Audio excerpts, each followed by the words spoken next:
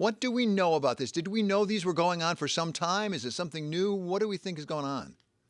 So essentially what happened is we got a briefing from the Defense Department last night where they said what's happened now is that after the original Chinese balloon incursion, the NORAD, U.S. Northcom, essentially fine-tuned its radars and started looking for more objects at lower levels and with different radar signatures. So anything above about 20,000 feet. That Chinese balloon was at about 60,000 feet. So essentially what they did was widen the aperture for what they're looking for out there, and a bunch of new stuff popped up.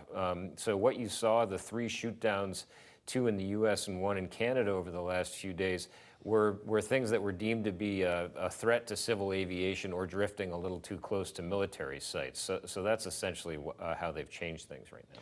So, as you know, Nick, this has really thrown, can I say, a wrench into any relations with U.S. China, any attempts to bring us back together again. Bloomberg just came out a short time ago with a report that perhaps, just perhaps, we might have Secretary of State Tony Blinken meeting with State Counselor Wang Yi. This is at the Munich Security Conference that we all know about. It's going to be happening later this week. What do we know about that?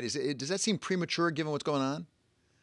Well, I think what we're seeing is there is an effort by both countries to, if not get things back on track, whatever that meant amid these increased tension, to at least stop things from getting any worse. They're both going to be there in Munich, and I think what you're seeing is a little bit of tentative outreach.